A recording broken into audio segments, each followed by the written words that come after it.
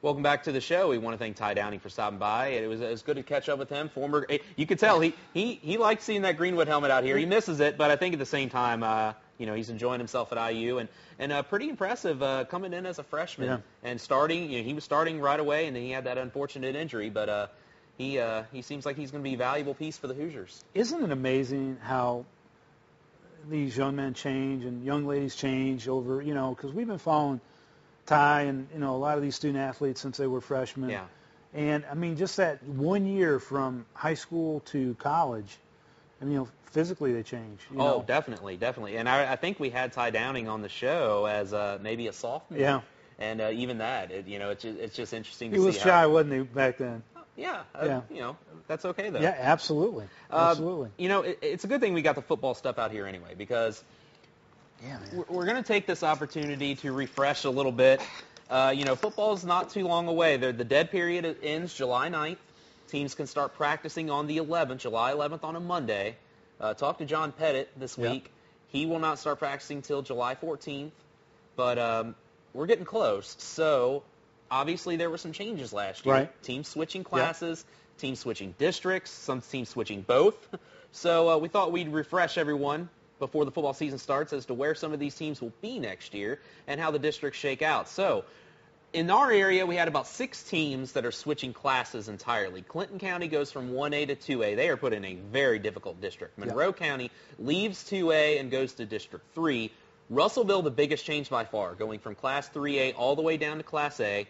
Butler County drops a class from 3A to 2A. Logan County goes up from 4A to 5A in a brutal district. That includes Greenwood. 6A to 5A. That Class 5A District 2 is going to be very, very difficult for teams like Logan County, like Barron County, but we'll get into that in just a second. But, again, those are the teams that are switching classes, and, again, the biggest change is by far Russellville. Well, and let's face it, if Russellville actually played in the class that they could have played in, which is 1A, the quality of teams that they've had over the years, they could have won some state championships. They're that good. And, I think they have, 300-plus students? It's small. Maybe in Russellville. Yeah. But it doesn't matter. Every year they're competitive, no matter who they play. And, John Myers does a great job in Russellville. They always have excellent football teams, very competitive. And I think this is, watch Russellville make a lot of noise in Class 1A. Well, let's look at Russellville's new district again. They're going out west. The 3 teams that are in their district now, Fulton City, Fulton County, and Mayfield, are all out west, so road games are going to be tough for them. Mayfield, however, is a Class A powerhouse. So it's going to be tough for Russellville. They're going to have a dogfight if they want to win that district with Mayfield every year. Mayfield is the defending Class A state champion.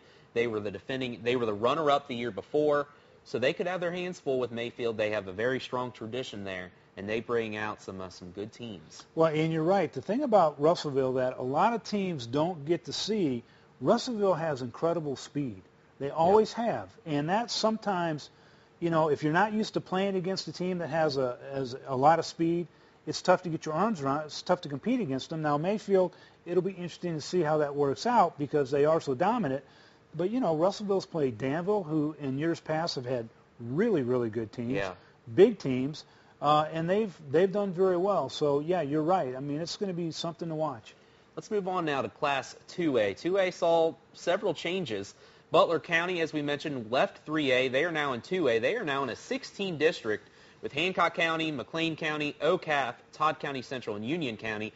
And Class 2A District 3, which lost Monroe County, gains Clinton County, still Glasgow, Greene County, Metcalfe County. They all remain in that district. It's still going to be tricky. Glasgow and Greene County probably go into the year as the front runners in that district. I think it could be a 2-horse race between them. But interesting to see how that dynamic with Monroe County leaving. Clinton County still trying to get the program off the ground. It's been a few years for them. So I don't want to say that the district has weakened a little bit, but Clinton County is still trying to get itself together because they are a new program. Well, you're right. Glasgow's like a 3-headed monster. that is going to be the team, in my opinion, that is really going to be the one to beat. Metcalfe County, we don't know what to expect because Coach Harbison deals, he always plays the hand he's dealt with, and typically it's 25 to maybe 28 guys, and they get injuries. He just doesn't have a lot to work with. If he gets a good crew in this year where he's got some depth and he's got some players to actually play with, you'd never know what Metcalfe County can do. But Glasgow, to me, Jeff, they're going to be incredibly tough. Greene County, as we have seen in years past, sleep on them. They're always in the mix. So, but Glasgow, I think this is going to be a year that they're going to have to be reckoned with. Yeah. 3A and 4A. Again, Russellville, the king of this district, is gone. Adair County, Edmondson County, Hart County all stay. They pick up Monroe County and add South Warren, first year varsity football for the Spartans. And a change in Class 4A District 2 as well. Russell County moves out to District 6.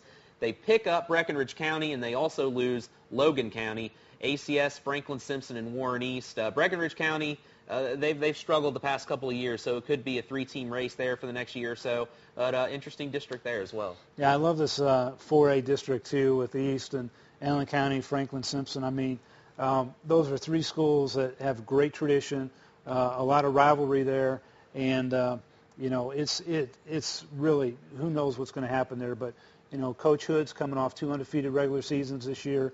You've got Warren East that has maturity in their lineup, and high hopes for the Raiders this year. And Franklin Simpson, they got the players too. Wildcats return a lot of skill players, yep. So it could be a good year for them as well. And then Class 5A, no teams from this area in Class 6A. This is a very tough district. 3 of the 5 Warren County teams all in one district with Bowling Green, Warren Central, and Greenwood. You add Logan County, Barron County also in the district. Grayson County leaves that district. They were coming off the best. Yeah, they're with John Hardin and North Hardin. I don't know if it gets a whole lot easier, but Grayson County leaves the district after their best season, I believe, on record a year ago, when they almost knocked out Warren Central in the playoffs. So that'll be fun. It's going to be incredibly fun, and I tell you what, Warren Central, Bowling Green, what a great story that is. Barron County, Coach Esters, I mean, he's got his work cut out. Yeah. He's got to get those guys ready to go. They're in a tough district, but they got a lot of athletes in Barron County, so hopefully they can get a skilled team together this year. Well, we'll be right back to wrap things up. Stay tuned. You're watching the Sports Connection on WBKO.